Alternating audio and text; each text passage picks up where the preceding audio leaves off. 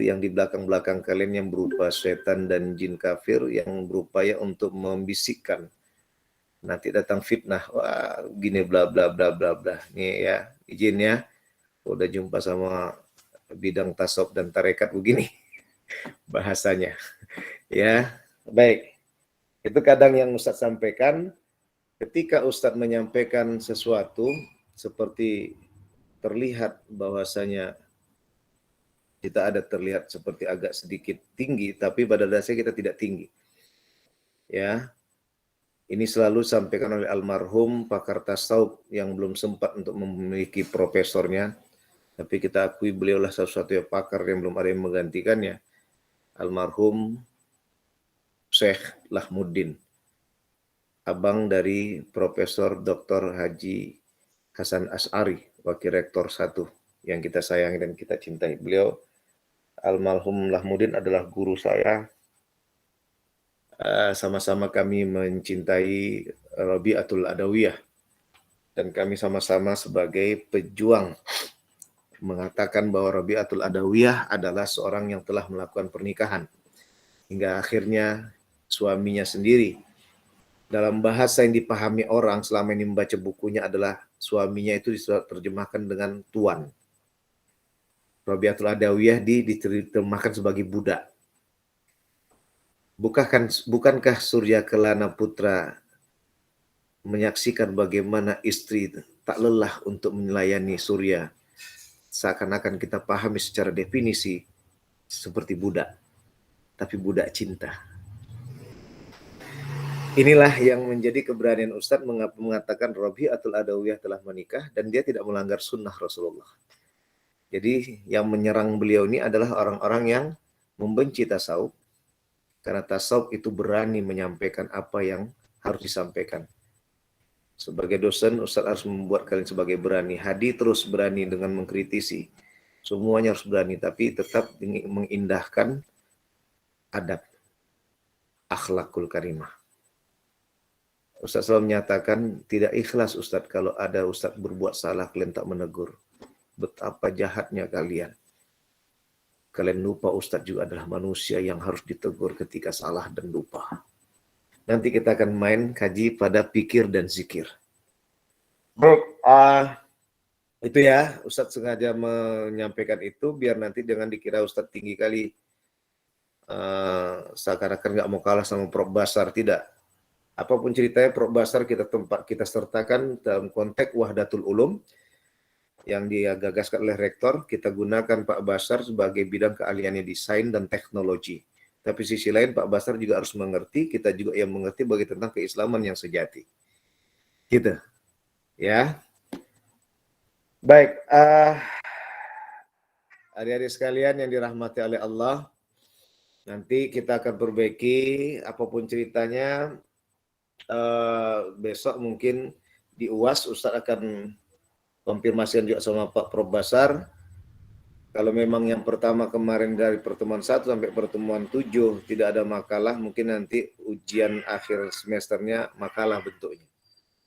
Ya, karena itu penting. Ustadz juga mau lihat bagaimana penulisan tesis ke depan. Nah, sekarang memang alhamdulillah di S2 IAT memang saya perhatikan dalam penulisan. Nanti insya Allah Surya Kelana Putra 2 ini. Iya Ustadz, 1 untuk merekam Ustadz. Tapi orangnya beda satu lagi. Satu lagi Muhsin saya tak ngentuk ngerekam. Siapa Pak Yai ini namanya? Pak Yai Surya Kelana Putra berpeci. Muhsin.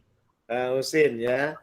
Baik, nanti insya Allah kita akan buatlah juga nanti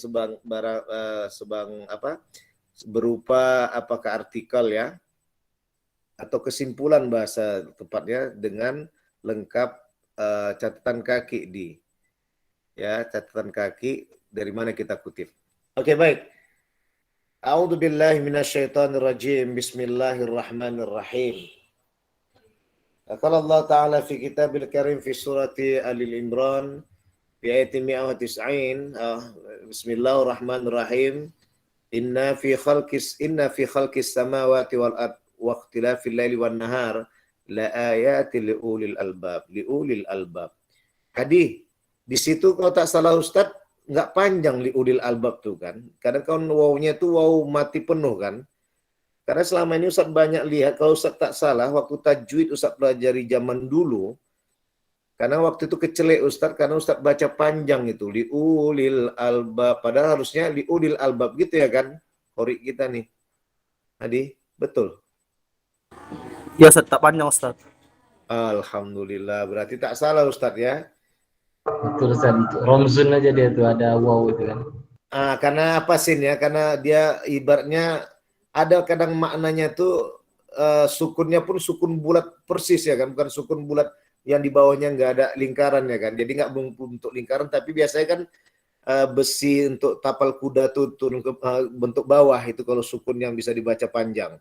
Kalau sukun yang dibentuknya lingkaran itu kabarnya kalau tak salah Ustadz pelajar dulu dari guru-guru Ustadz yang udah meninggal tajwid itu yang dibaca tak panjang.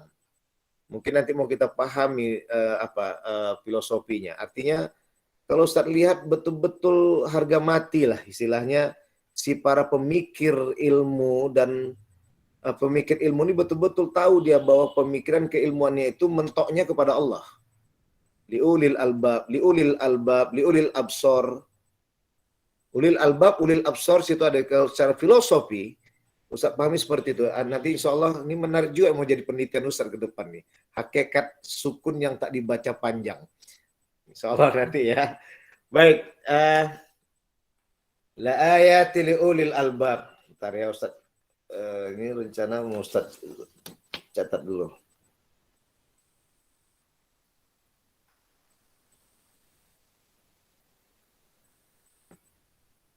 Bentar ya.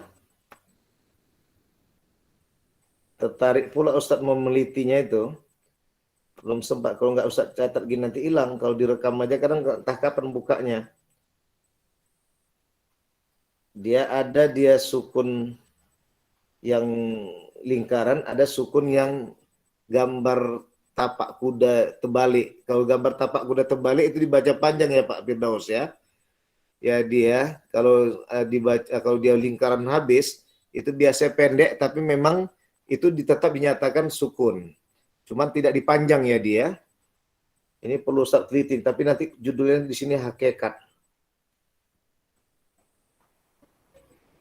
Di balik makna bacaan pendek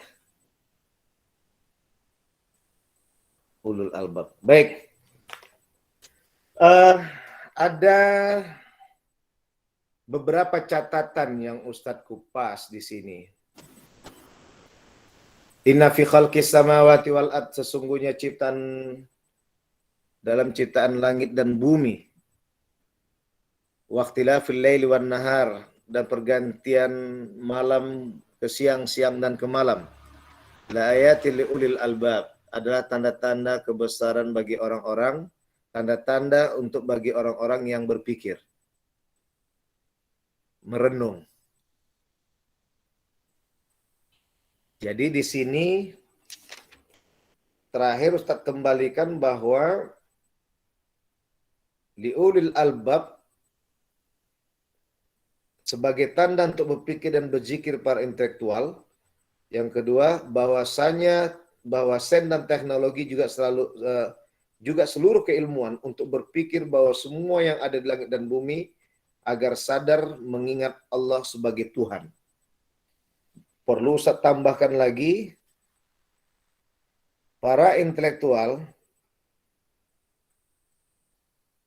sadar bahwa keilmuannya merujuk kepada asma dan sifat Allah.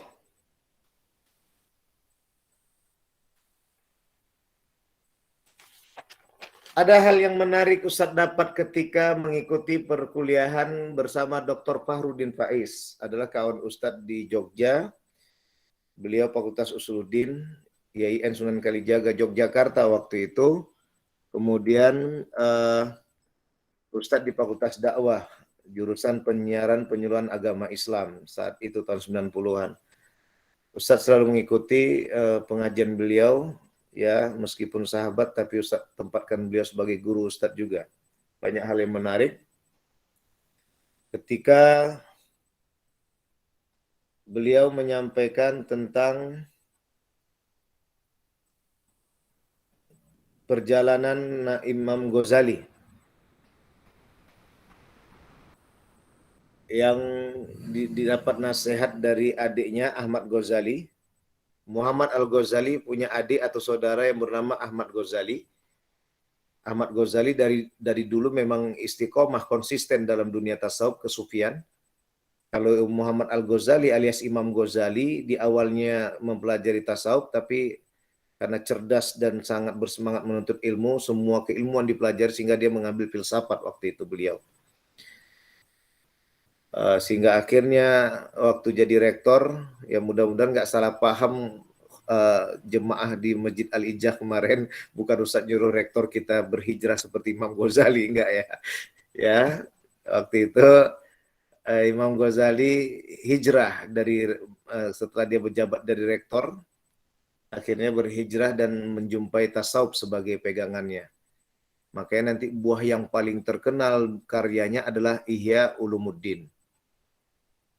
Karena beliau seorang yang cerdas yang pintar, akhirnya membahasakan agama itu dengan bahasa sederhana. Maka dikenal Imam Ghazali itu tulisannya itu sangat bisa diterima oleh kalangan. Karena beliau paham sekali tentang awam, khawasul khawas. Ya, kita udah masuk khawas nih. Apalagi yang S2 ini yang mendapat MAG-nya ini ya kan. Nanti khawasul khawas itu sudah nggak ada lagi hijab yang kita lihat. Baik, jadi akhirnya bagaimana apa kata nasihat Ahmad Al-Ghazali, adik atau saudaranya dari Muhammad Al-Ghazali alias Imam Ghazali? Wahai Muhammad, kau bagikan batu asah. Banyak pedang dan pisau yang kau asah semakin tajam. Tapi dirimu sendiri tak pernah tajam. Baik, Ustadz bukan melanggar kodrat batu asah ya, tetap. Ini kan analogi. Ya, ini kan analogi. Ya, Irsyad, Ustadz minta maaf nggak bisa datang Irsyad ya. Iya Ustadz, nggak apa-apa Ustadz. Kapan kemarin? Kapan? Besok Ustadz acaranya Ustadz. Ustadz belum berani, kaki Ustadz belum sehat betul. Surya yang tahu, Hadi juga tahu itu. Surya sama Hadi. Semalam memang di antara Ustadz sebagai khotib memang khusus mau datang Hadi ulang tahun, tapi nggak, kan udah habis khotib bengkak kaki Ustadz yang keselio itu, tak sanggup Ustadz naik ke atas. Kemarin pun pulang bawa mobil sendiri karena ngegas sama ngerem, makin bengkak kaki tadi, Masya Allah. Ya, Udah Ustadz, bagus Ustadz. udah tadi baru selesai kusuk lah tadi nih. Syafakallah Ustaz. Amin, makanya mukanya agak nahan sakit nih matanya. Kalau udah kusuk tuh membayangi sakratul maut. Yang penting mudah-mudahan bertambah lagi pengibar panji keislaman.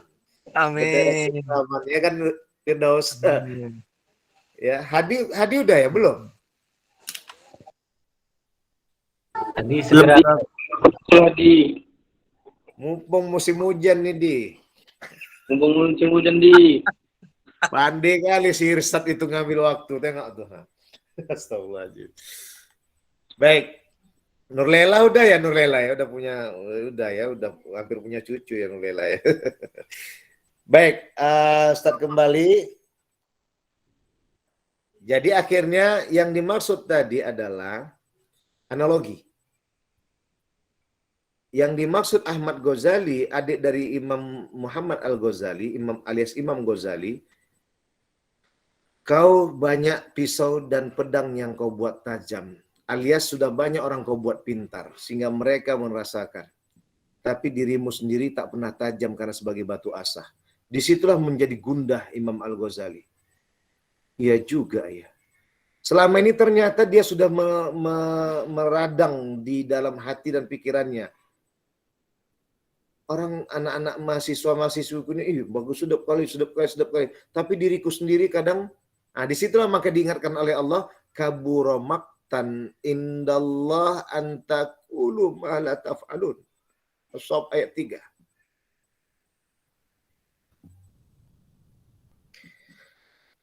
Celakalah bagi orang-orang yang berkata, celakalah yang berkata tidak sesuai dengan perkataannya. Ini bahasa Quran kalau dikembalikan kepada Imam Ghazali. Artinya, wahai Ghazali, apakah kau sudah puas dengan keilmuan yang kau miliki?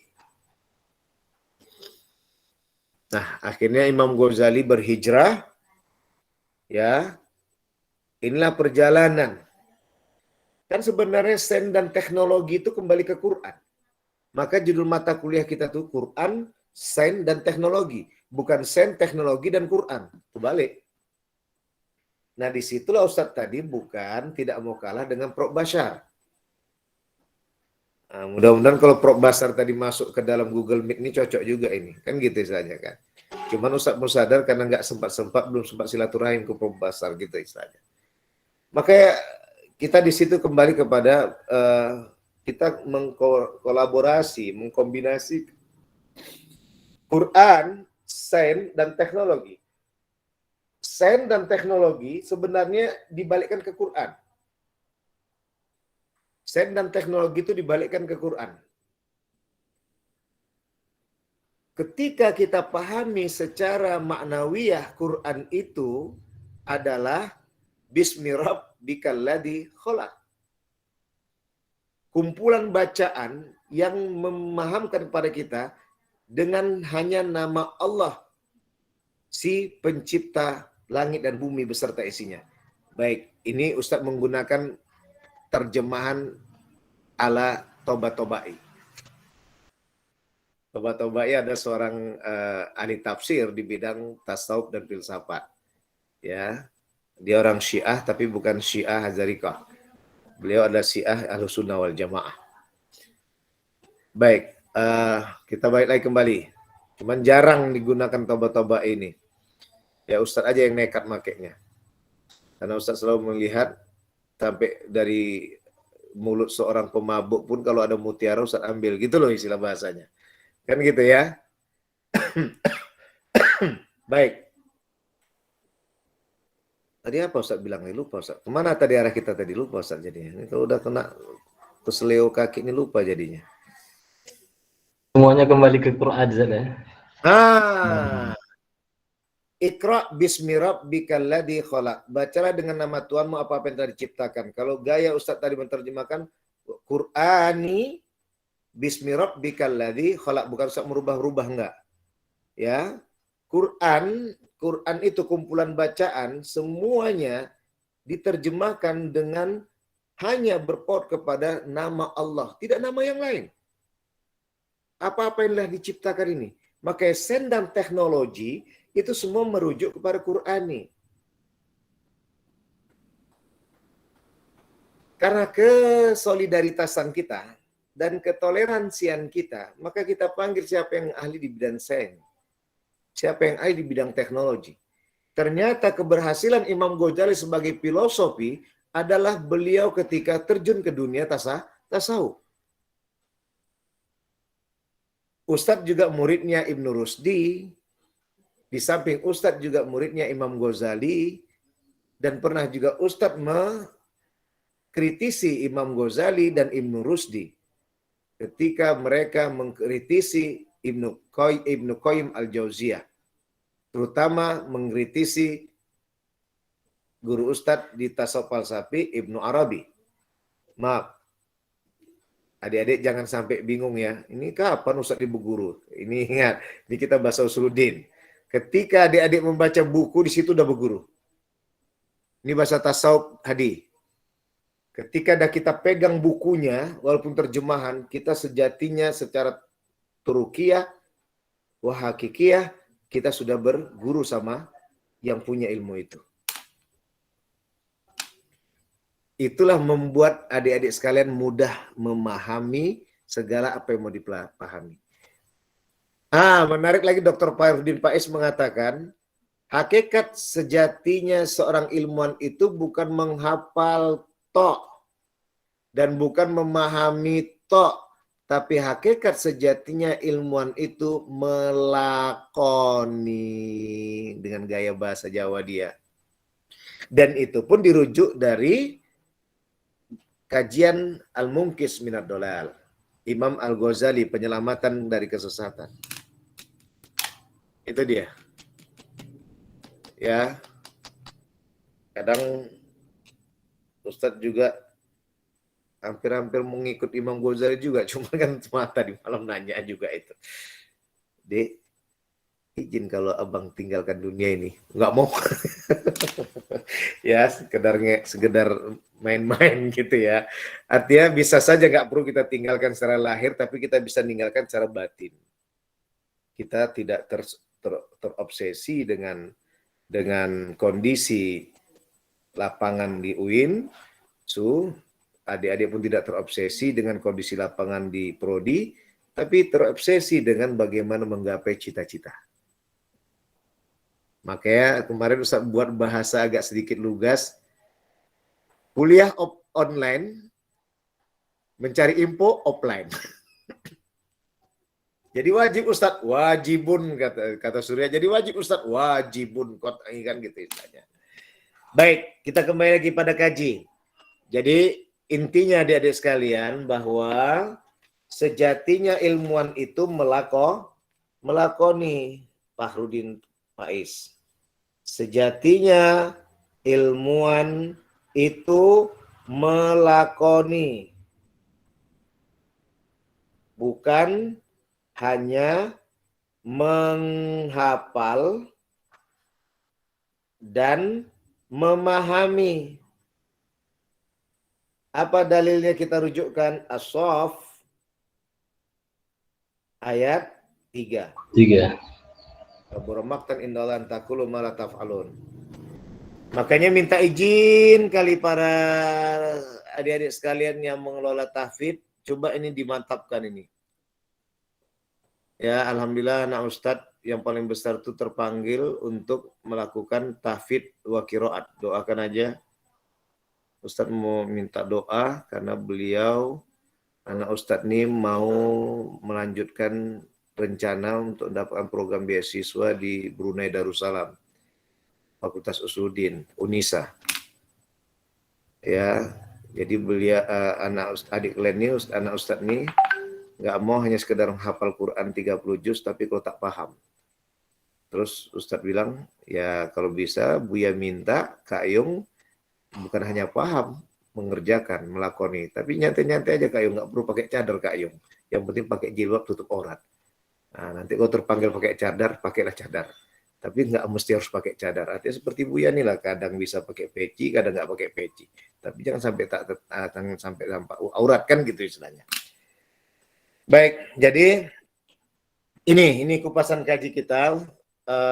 Ternyata itulah hakikat dari keilmuan. Baik, Ustaz lanjutkan lagi nih. Lanjutkan, Ustaz. Baik. Asbabun nuzul dari surat ini bisa dilihat dalam tafsir Ibnu Katsir. Bagaimana perdebatan kalangan Yahudi ya antara satu dengan yang dan juga Nasrani ya, sehingga akhirnya yang terakhir orang Islam mengatakan oh gitu ya. Ya, sampai dinyatakan waktu itu terjadi perdebatan bagaimana orang Yahudi mengatakan kulihat Musa itu mempunyai tongkat dan terpancar cahaya putih di telapak tangannya. Kemudian yang Nasrani pun mengatakan, oh dia bisa menghidupkan dari orang mati menjadi hidup kembali. Hingga akhirnya dari umat Nabi Muhammad SAW bahkan menyatakan juga dalam hadis itu dari Rasulullah SAW menyatakan bukankah itu semua adalah milik Allah Subhanahu wa Ta'ala. Jadi disinilah kaji tadi menjelaskan akhirnya kalau dalam apa tadi mereka datang mereka menceritakan itu kepada Nabi Muhammad SAW. Hingga kata Nabi Muhammad, berdoalah kepada Allah semoga dia menjadikan bagi kami bukit Safa ini menjadi emas Maka turunlah ayat ini firman sesungguhnya dalam ciptaan langit dan bumi silih berganti malam dan siang terdapat tanda-tanda bagi orang-orang yang berakal. Nah, di sini Ustaz simpulkan, disitulah kesombongan, kelantaman, keangkuhan di kalangan mereka-mereka yang sebenarnya lupa. Di balik mengagungkan Nabi Musa, mengagungkan Nabi Isa, yang siapa yang tak tahu Nabi Musa itu adalah seorang Nabi dan Rasul. Isa seorang Nabi dan Rasul. Tapi di sisi lain telah mereka coret Nabi Musa dan Nabi Isa dengan kesombongannya. Betul? Halo? Bahasa lain analoginya Ustaz pinjam, betapa indahnya Hanafi. Yang muridnya yang tersayang bernama diantaranya dipakai Muhammad Firdaus ini. Ya, karena ada salah seorang murid Hasan Hanafi itu yang diantaranya adalah ada nama Firdaus di sini, ada Firdaus kalau tak salah Ustaz lupa namanya. Itulah yang jadi guru Imam Syafi'i karena Imam Syafi'i belum sempat berjumpa dengan Hanafi karena sudah begitu lama sama Firdaus tadilah, bukan Muhammad Firdaus ini ya. Tapi Firdaus muridnya Hasan Hanafi hingga Imam Syafi'i berguru sama Firdaus tadi. Baik. Hanafi, Maliki, Syafi'i, Hambali adalah tokoh fikih fuqaha yang luar biasa tolerantif. Tidak pernah mereka bertengkar. Hasan Hanafi adalah yang paling tua ya. Maliki, Syafi'i, Hambali ini selalu berjumpa dengan urutan umur yang berbeda Yang menariknya Syafi'i mengatakan Maliki ada guru, tapi Maliki mengatakan Syafi'i adalah guru. Syafi'i, Hambali mengatakan Syafi'i adalah guru, Syafi'i malah mengatakan Hambali adalah guru. Jadi entah siapa muridnya, awak ajalah muridnya. Begitulah rendah hatinya, tawaduknya para mazhabul arba'ah. Tapi siapa yang mencoreng mereka? Muhammad Firdaus sudah ngangguk-ngangguk dah paham. Siapa lagi kalau bukan kita yang mengatakan sebagai pengikut mazhab Hanafi, pengikut mazhab Maliki, pengikut mazhab Syafi'i, pengikut mazhab Hambali. Ketika Ustaz melakukan penelitian disertasi tentang tasawuf, bahkan dikaitkan mereka mengatakan bahwa saya fikih empat mazhab ini adalah menolak tasawuf. Sehingga akhirnya Ustaz mendapatkan referensi bahwa empat ini adalah ahli tasawuf, terutama Hambali. Hambali itu dikatakan Imam Syafi'i adalah 8 ahli bidang keilmuan. 3 diantaranya adalah ilmu syahadah, ilmu tarekah, ilmu wara'. Itu Hambali. Ustaz teringat kali waktu tahun 2010, 2011 diserang Ustaz. Bahwa Hambali dikatakan mereka Hambali adalah membenci tasawuf. Padahal Hambali itu sendiri yang mutasawif. Syafi'i mutasawif. Bahkan Maliki mengatakan, wahai anakku, yang duduk itu adalah orang yang berilmu dan dekat pada Allah. Menyatakan bahwa tasawuf itu jelas. Nah, inilah tadi yang Ustaz kembalikan bahwa ternyata itu Ustaz jadi coretan kemarin sama adik-adik di IAT S1. Ya, Ustaz kembalikan kemarin bahwa di API S1. Situ Ustaz kembalikan bahwa ternyata apa tadi mau Ustaz bilang itulah jadi lupa jadinya. Boleh dibantu? Sebelum Ustaz tadi memberikan tadi kepada IAT sama API tadi apa yang awalnya Ustaz bahas tadi?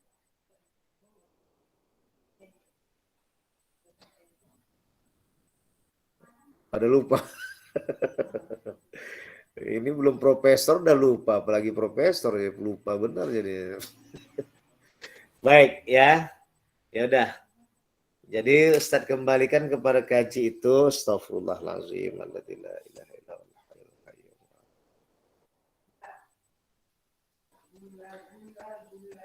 Ternyata nih di dalam dunia tasawuf itu mempunyai kupasan dua peranan.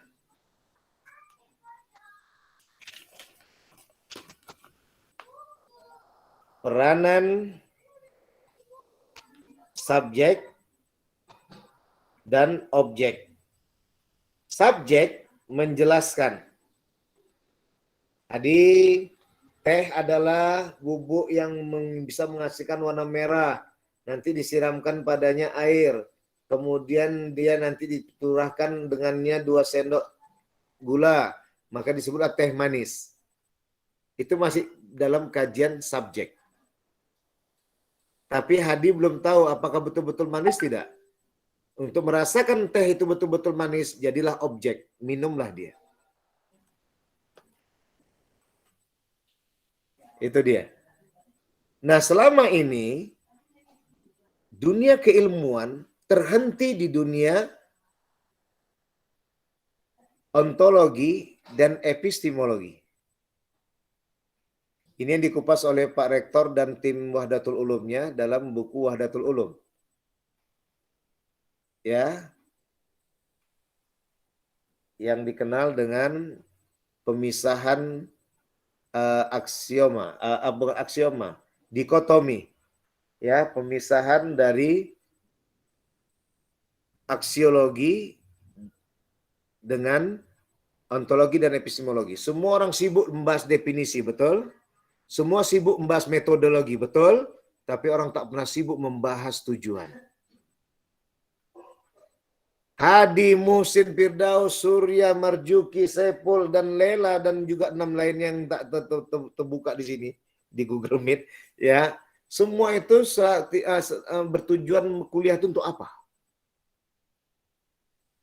Kita kadang berdebat hanya gara-gara definisi dan metodologi, betul? Tapi kita nggak pernah berdebat hanya untuk membahas satu tujuan. Aksiologi. Nah, inilah yang dikait dengan zikir dan fikir Al-Imran ayat 190. Ya. Jadi, disitulah kenapa orang-orang benci dengan tasawuf diantaranya. Tadi kan ada 2 Ustaz bilang. Yang pertama karena tasawuf itu orangnya berani. Yang kedua adalah takut nanti pemerintahan yang zalim akan tersingkirkan. Yang ketiga ternyata orang mutasawuf itu menggabungkan subjek dan objek. Pertanyaannya kalau udah orang menggabungkan subjek dan objek, apakah dia akan sombong dengan kehidupannya?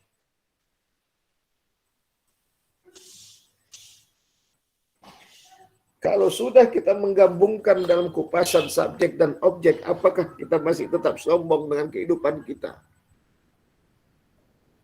Ketika kita membicarakan sesuatu, sesuatu itu ada seperti diri kita sendiri. Maka kita tidak akan pernah meranai orang lain. Maka larinya adalah 1, bismillah. 2, la haula wa la quwata illa billah.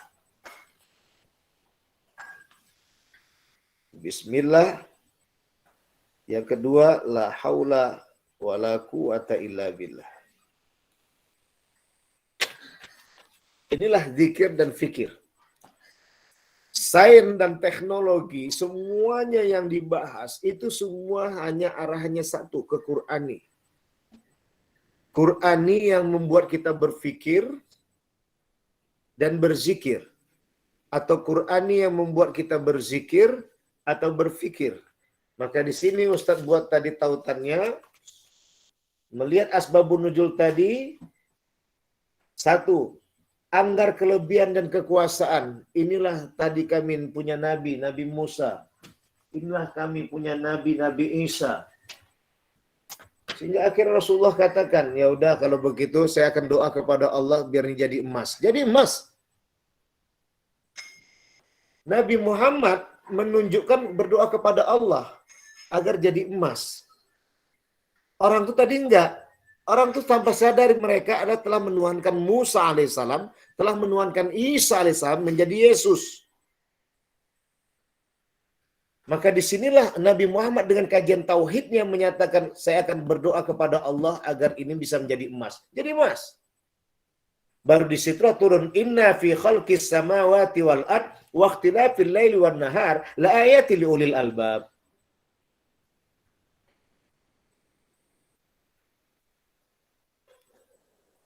Inilah kajian Ustaz kembalikan tadi. Memadukan subjek dan objek. Dan dia nggak bisa dipisahkan. Iman, Islam, ihsan. Tauhid, fikih, tasawuf. Keyakinan, keselamatan, dan akhlakul karimah. Itu nggak bisa dipisahkan. Maka Abdul Rotami mengatakan 3 serangkai. Tauhid, fikih, tasawuf. Ada bukunya sama Ustaz. Bukunya buku lama.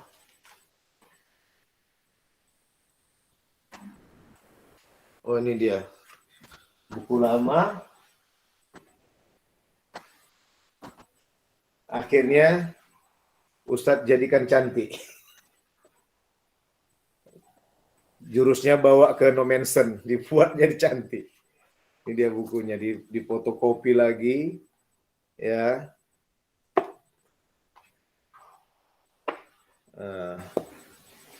Serangkai, 3 serangkai, hilang 3-nya ini. Ini biasanya di sini tulis 3 ini. 3 serangkai sendi agama, tauhid, fikih, tasawuf. Ya, baik. Jadi itu kajian tadi, di situ Ustaz kembalikan bahwa anggar kelebihan dan kekuasaan itu yang Ustaz kembalikan tadi, berapa banyak kita begaduh hanya gara-gara anggar kekuasaan dan kelebihan. Ya, kita tidak mengembalikan kepada bahwasanya semua itu Allah. Makanya pengikut mazhab Hanafi, Maliki, Syafi'i, Hambali itu semua menganggarkan mazhabnya. Tanpa mereka sadari kajian tauhid, mereka telah menuhankan mereka. Padahal guru-guru mereka tak pernah bertikai. Karena saling menghormati apa yang disampaikan oleh masing-masing mazhab.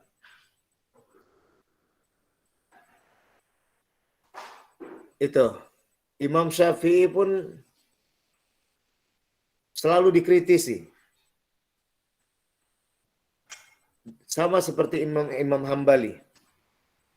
Maka oleh karena itu, adik-adik sekalian, inilah tadi kembali kepada kekuasaan Allah. Mereka selalu kembali kepada kekuasaan Allah. Ya.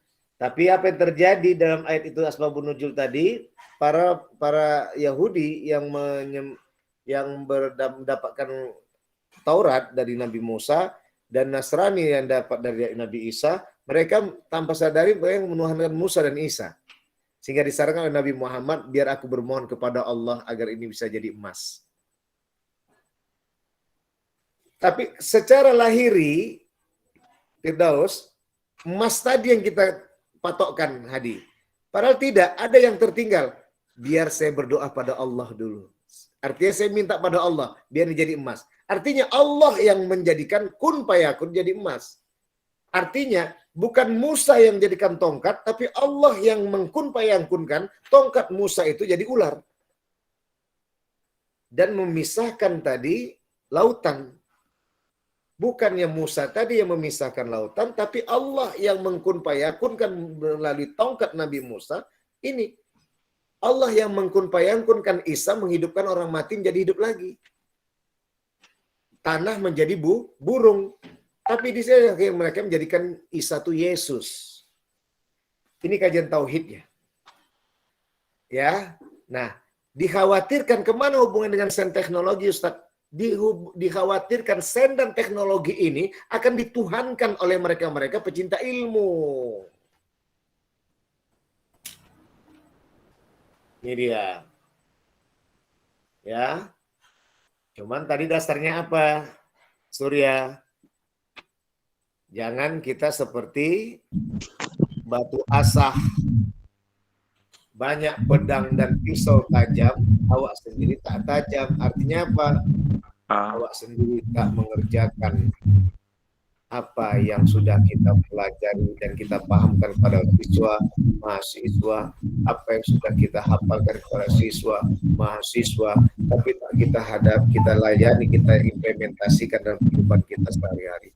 Itulah yang dibilang Ahmad Ghazali, engkau bagikan batu asah wahai Muhammad Al-Ghazali. Ya, ini kita belajar sama-sama nih ya. Bukan kalian belajar, Ustadz juga belajar nih. Ya, kalau udah gini Ustaz, kadang alhamdulillah dapat cipratan dari secara laduni. Yang kedua, sombong akhirnya. Yang ketiga, merendahkan yang lain. Kan sombong tuh tadi. Pengikut umat Nabi Musa dan pengikut umat Nabi Isa alaihissalam. Dan merendahkan Nabi Muhammad secara tidak langsung. Kan gitu orang Yahudi dan Nasrani. Alamat, mat. Apa yang bisa kau andalkan? Tuh gitu lah istilah bahasa lainnya. Kan itu yang menyampaikan pada Nabi Muhammad itu. Musa punya tongkat, Isa bisa gini dan sebagainya. Nabi Muhammad dengan tawaduknya mengatakan, biar ku minta pada Allah agar ini bisa jadi emas. Nah, lupa kepada Allah. Jadi akhirnya mereka lupa kepada Allah sebagai pemilik dan penguasa. Makanya di sini Ustaz kembalikan maknawiyah dzikir. Satu, ingat bahwa Allah pencipta langit dan bumi. Lillahi ma fis samawati wa ma fil ardh. Inna fi khalqis samawati wal ardi wa ikhtilafil laili wan nahar. Memang enggak ada di situ dijelaskan tentang lillahi ma fis samawati wal ardh, tidak ada di situ Allahu khaliqus samawati wal ardh, tapi di situ la ayatil ulil albab. Kan catatan bagi para pemikir, mereka mikir enggak? Sesungguhnya pencipta langit dan bumi, pergantian malam dan siang itu tuh dari mana gitu loh. Kalau bukan dari Allah Subhanahu wa ta'ala. Ayat sebelumnya kan ada. Di Al-Baqarah. Lillahi ma fis samawati wa ma fil ardi. Di penghujung surah Al-Baqarah. Ya. Maka di sini ditempatkan bahwa yang pertama, maknawiyah zikir yang Ustadz pahamkan di sini dengan mentafsirkan ayat ini pelan-pelan, dengan melihat, merujuk, selalu berimamkan kepada tafsir Ibnu Katsir, bahwa yang pertama ingat bahwa Allah pencipta langit dan bumi. Dzikir kita pahami ingat. Sama seperti semalam nggak sempat Ustaz jelaskan, takut kelamaan di Masjid Al-Izzah. Harusnya Ustaz menjelaskan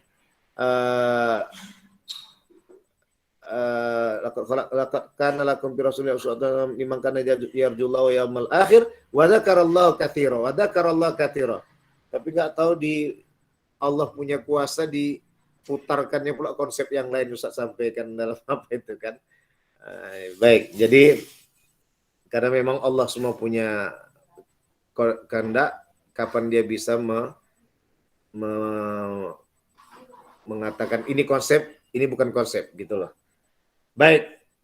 Yang pertama ingat bahwa Allah pencipta langit dan bumi. Yang kedua ingat bahwa Allah pemilik langit dan bumi.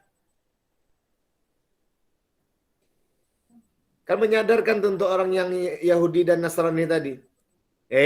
Allah pencipta langit dan bumi. Allah pemilik langit dan bumi. Bukan Musa dan Isa. Yang ketiga, ingat bahwa Allah adalah Tuhan yang atas keduanya sebagai pencipta dan pemilik. Dia disembah sebagai Tuhan. Semua itu tujuan tongkat dikasih Allah kepada Musa alaihissalam, tujuan kemampuan menghidupkan orang yang mati, hidup kembali adalah untuk menyadari mari yuk kita bertuhankan Allah, aku nabinya Allah, gitu loh. Tapi apa yang terjadi? Yahudi sombong dengan kepiawaian Musa, sehingga tak pernah mau bergabung dengan suku yang lain selain suku Yahudi alias Israel, sehingga sampai Inggris, tahu Inggris? Menikah sedarah daging. Anak kandung menikah dengan ayah kandung.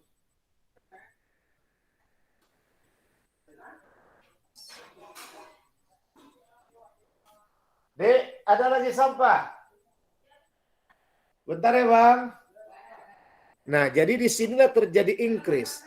Saking takutnya Yahudi tadi berbagi harta, saking takutnya Yahudi tadi berbagi suku, dia tidak mau menikah dengan suku yang lain kecuali suku Yahudi Israel. Kenapa? Sombongnya orang Yahudi tadi dengan menganggar-anggarkan kelebihannya diberikan Allah kepada Musa alaihissalam. Kita sementara tidak. Allah memuliakan Nabi Musa, memuliakan Nabi Muhammad, tapi Nabi Muhammad tetap mengakui Musa dan Isa adalah seniornya. Gitu loh. Ya, baik. Jadi inilah tadi makna zikir, artinya ingat.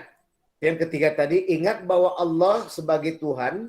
Yang kedua hal di atas, Allah sebagai pencipta langit dan bumi, Allah sebagai pemilik langit dan bumi adalah disembah sebagai Tuhan. Baru yang keempat, ingat bahwa manusia dan jin adalah hamba Allah.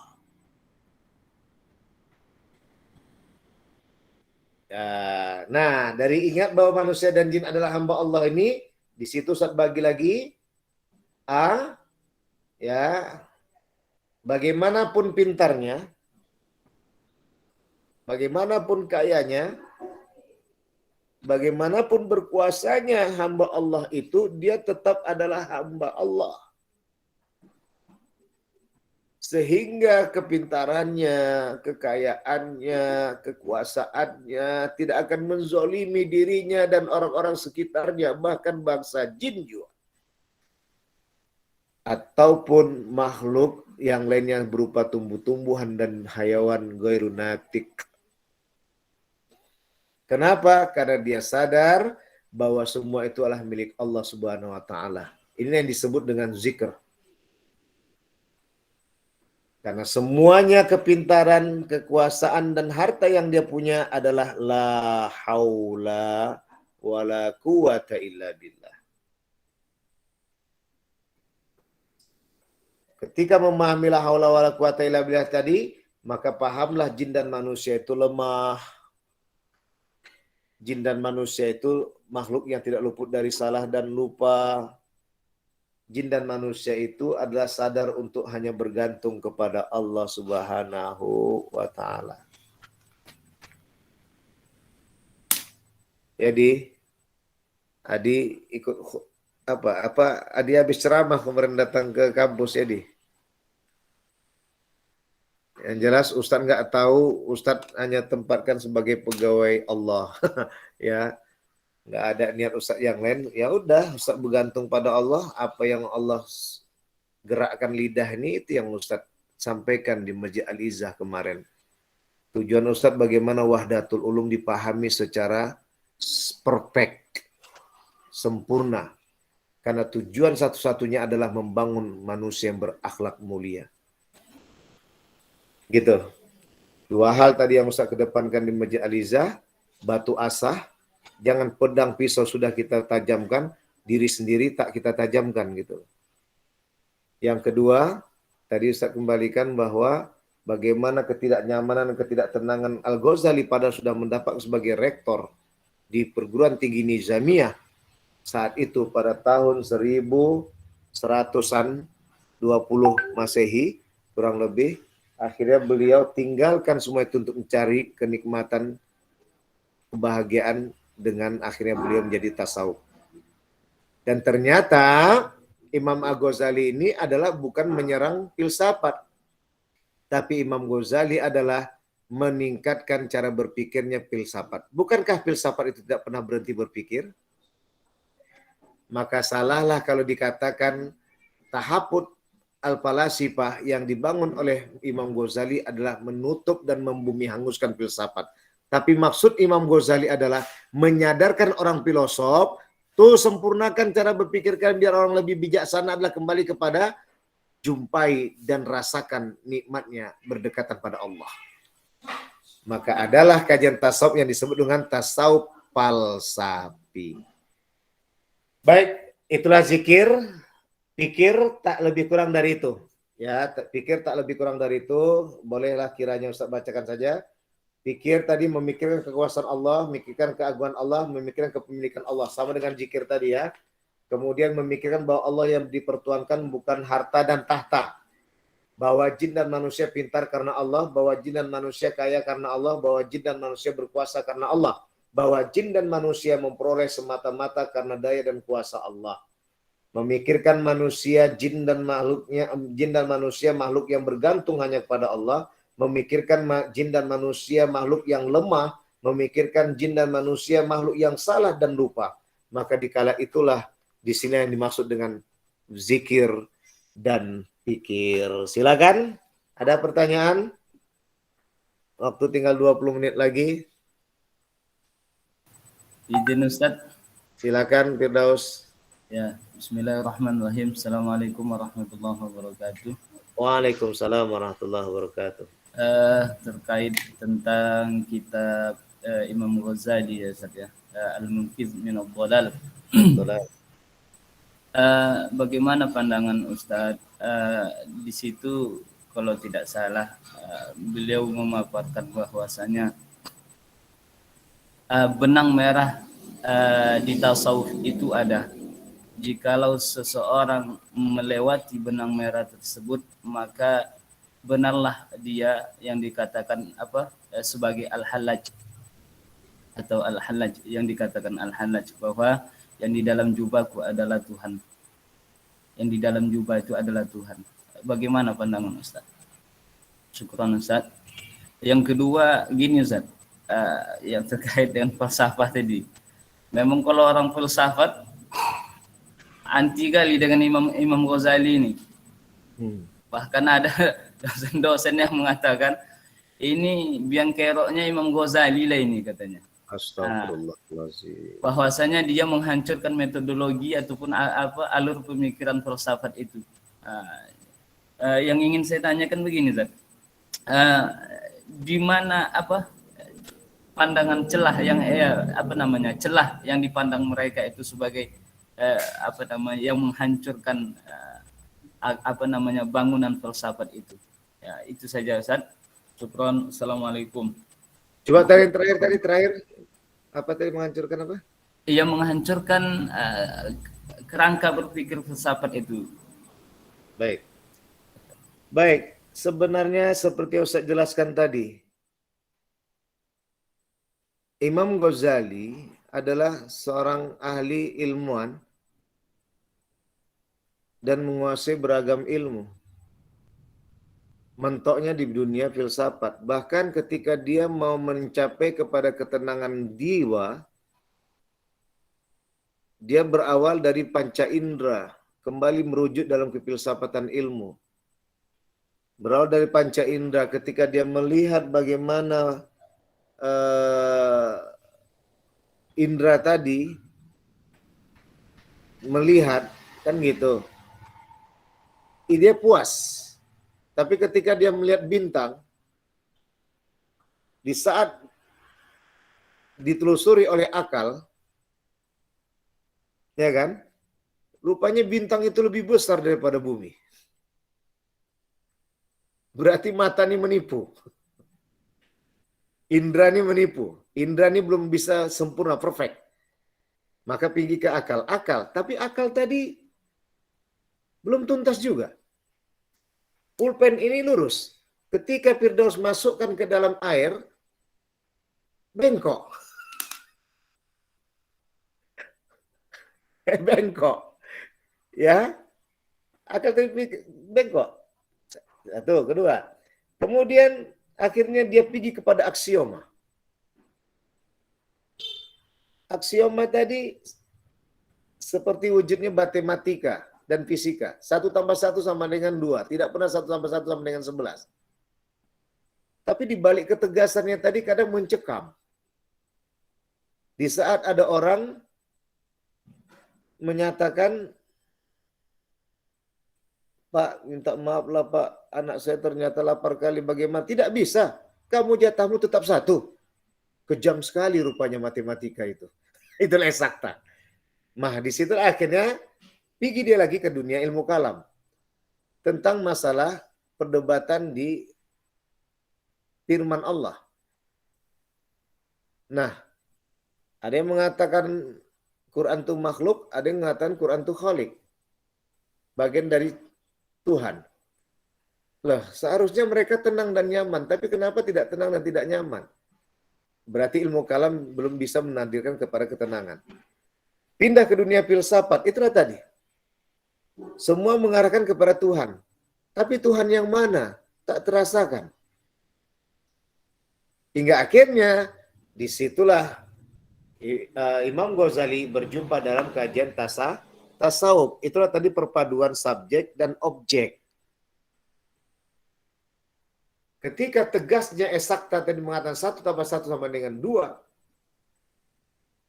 dia kan sebagai subjek, subjektif, tapi tidak objektif.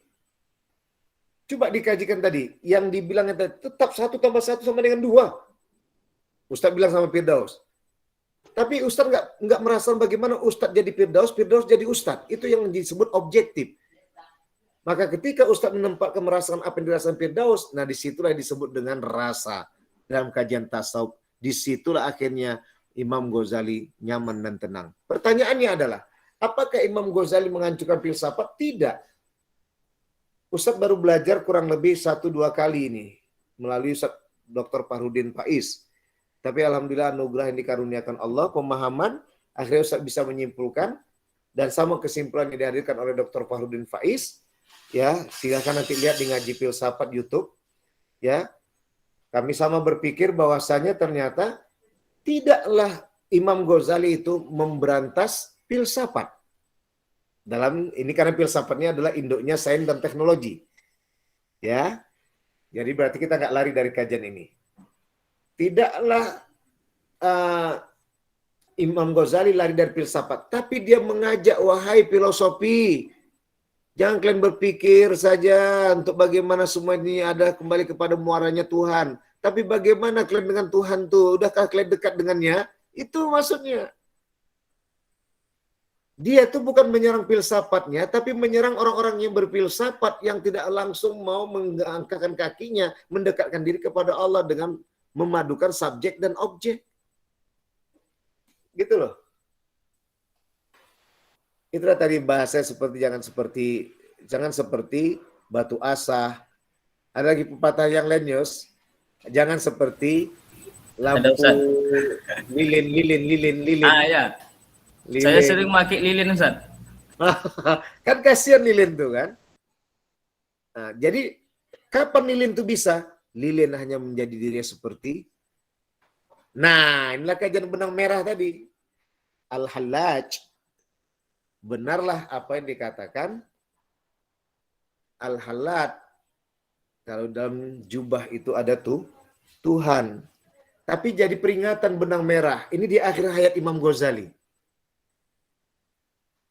Ternyata dalam bahasa tasawuf amali adalah dikenal dengan kasyaf. Atau disebut dengan muraqabah. Terdampinglah tadi hamba dengan Allah. Bahasa Al-Hallaj ittihad. Muwahhid. Kalau boleh dibahasakan orang yang rendah diri, rendah hati itu Firdaus. Bagus sekali lah Ustadz tadi ceramahnya ya. Maaf, itu bukan Ustadz. Itu Allah. Padahal masuk Ustadz tadi merendah diri kan, betul nggak? Merendah hati tadi, bukan Ustadz yang ngomong tuh. Jangan aku yang kalian puji. Pujilah Allah, kan gitu. Tapi karena secara konteks tekstual, dalam konteks lahiri, tidak konteks batini, hingga akhirnya kita ngomong, hebat kali dia ya, ngaku-ngaku sebagai Tuhan. Padahal tidak. Maksud Ustadz tadi adalah merendah hati. Yang kedua adalah agar Ustadz tadi jangan sampai nyombong diri. Karena selalu dipuji dan puja oleh orang sekitarnya. Itu bahaya. Makanya Umar bin Khattab dengan lugas mengatakan, kumasukkan pujian itu ke dalam tong sampah, kumasukkan kritikan itu dalam piala yang terbuat dari emas. Itu dia. Jadi benang merah yang dimaksud adalah jangan sampai kita menyalahi dalam kajian yang mengaku diri kita Tuhan. Tapi benarlah apa kata Al-Halat di dalam jubah itu ada Allah. Artinya adalah di dalam apa yang kita lakuin semua ini adalah atas kehendak Allah, kita bagaikan boneka tali. Gitu loh. Ya, dan bukankah itu disebut dengan la haula wala quwata illa billah. Makanya keselamatan dari kesesatan. Ya, itu di akhir-akhir hayat almarhum Imam Al-Ghazali alias Imam Ghazali menyampaikan itulah dia. Tapi salahkah dia berbahasa seperti itu? Tidak. Bagi kalangan yang awam, yang belum siap kupasan, karena terus terang Firdaus kalau udah masuk tasawuf dan tarekat ini, kenuragaan aja di pikirannya. Karomah tadilah jadi Tuhannya. Ya, makanya setan dalam dunia tarekat itu karomah. Kalau udah busuluk itu banyak aja setan-setan dan jin kafir tuh nyamar itu. Nyamar jadi nabi. Aku datang nyamar jadi orang tua kita. Ayahmu datang nih. Makanya ketika suluk kita tuh Tuan Guru selalu mengatakan ketika ada yang datang langsung ilahi anta maksudi waridoka matlubi. Jangan nyata-nyatakan yang datang itu adalah sebagai seperti apa yang disampaikan. Ingatlah langsung Allah. Makanya Allah. Makanya nanti masuk dan nafil isbat. La ilaha illallah. La ilaha illallah. Ketika datang itu biasanya dalam kelambu kita tuh seperti itu. Ke tempat Ustaz itu 20 hari di Jabal Hindi. Itu datang itu.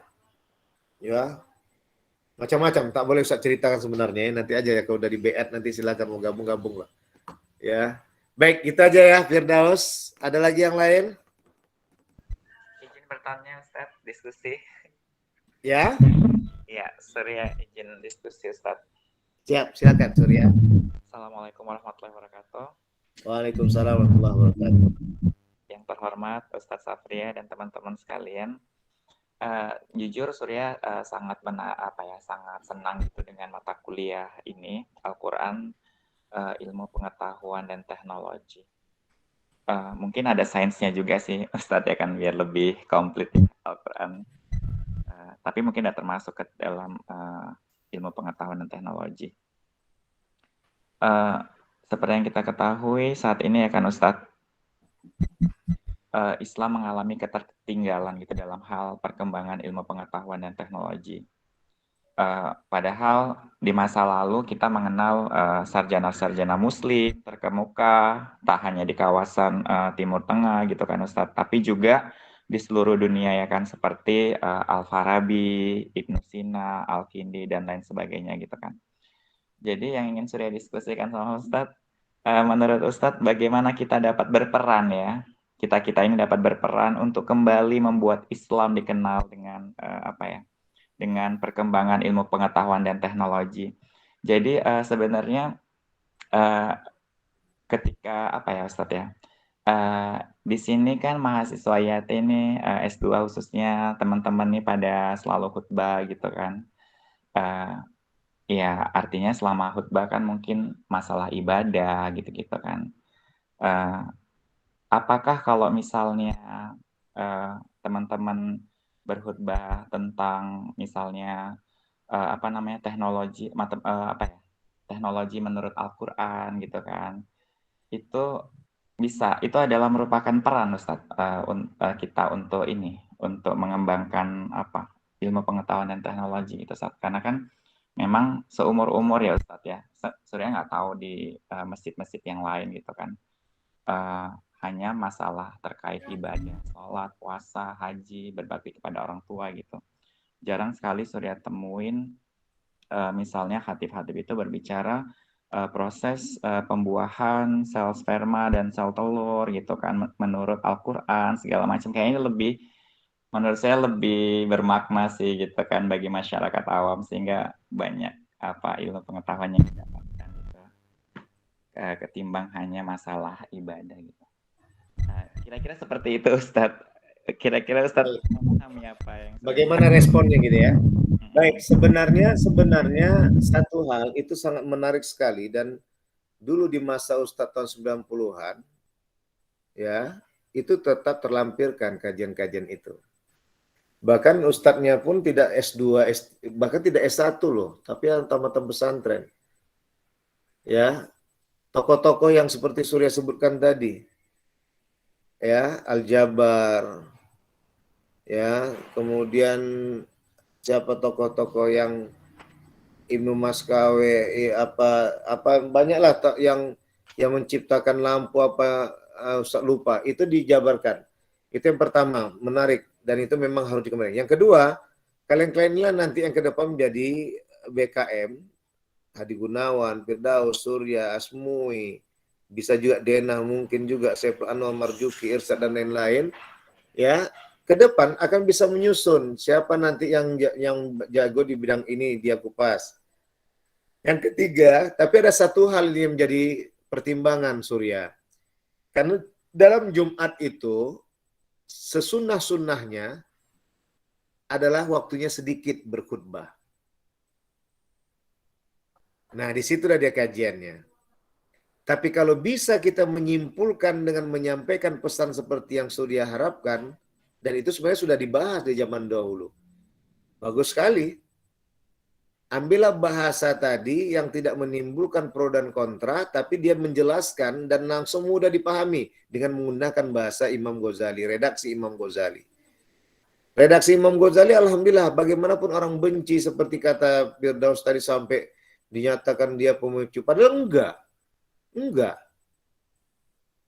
Astagfirullahaladzim. Ustadz hampir juga kemarin tuh benci sama beliau. Karena Ustadz nggak kenal sama beliau. Semenjak Ustadz masuk tarekat ini, Ustadz selalu mengenal beliau. Ya, mentoknya ada Syekh Abdul Qadir Jailani. Maka dalam hal ini penempatan kupasan kajiannya adalah tinggal disusun rapi, Surya. Upayakan maksimal 20 menit. Kadang nggak sedapnya, yang muazin yang ke-1 dan kedua nih laga-lagu di terakhir awak yang kena sasaran, awak cuma ceramah 8 menit, dihitung orang tuh dari ajan pertama. Nah, jadi bagaimana Surya? Bagusnya seperti kita buatlah pengajian, kalian lah yang berbasis bercimpung di dunia remaja masjid. Dibuatlah, diputar di remaja masjid tadi itu. Walaupun hanya remaja masjid yang di masjid tadi itu, nanti bapak-bapak ibu-ibu kan terdengar dengan toa masjid. Ini yang kalian kelola. Ya, semalam Ustadz berpikir seperti pikiran Surya juga, andaikanlah adik-adik ini tadi ngerti kayak zaman kami dulu tahun 90, nggak ada yang tak laku ustadz-ustadz senior tuh. Sekarang nih, zaman kita sekarang nih, yang mana masih muda tuh pakai, yang tua tak terpakai lagi. Kalau zaman Ustadz dulu tahun 90, yang tua pun masih dipakai. Kenapa? Bidang tauhid, bidang fikih, bidang tasawuf, bidang al-falaq, bidang ali ru'yah, bidang apa kami panggil itu. Sekarang enggak, yang ketawa banyak, yang ketawa sampai terkencing, yang ketawa sampai ke toilet, itu yang dipakai. Izin, Ustadz minta maaf. Ya, ini ada rencana Ustadz, memang tak tahu entah kapan mencari. Ustadz mau buat nanti kita ada pengajian di Al-Izzah tentang tasawuf. Ya, itu nanti tinggal siapa yang nanti bisa buat konten. Tapi Ustadz masih takut tadi kalau buat konten nanti takutnya Ustadz jadi bertuhankan dengan subscribe.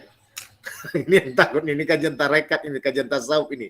Ya susah. Tapi nanti kayak mana nanti kita nanti Ustadz tunggu jawaban setelah Ustadz bersuluk yang kedua kali nanti bulan 2 atau bulan 3 nanti insyaallah.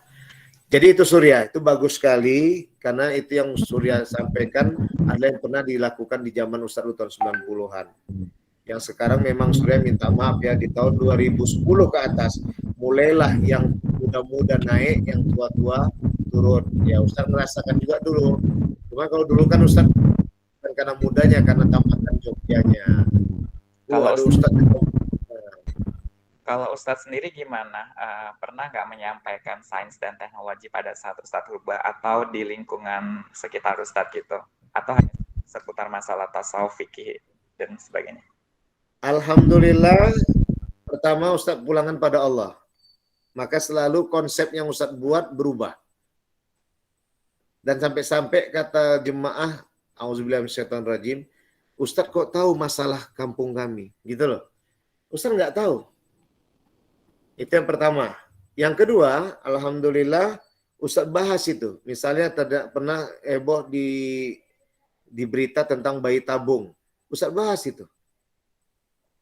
Ustadz belajar dulu selama seminggu, 2 minggu, Sur. Artinya bukan belajar tafsirnya, Ustadz belajar juga ilmu umumnya. Dan alhamdulillah dulu memang rencana mau jadi dokter kandungan ya. Tapi Allah nggak ngasih Ustadz jadi dokter kandungan karena bahaya nanti. Jadi akhirnya jadi dokter.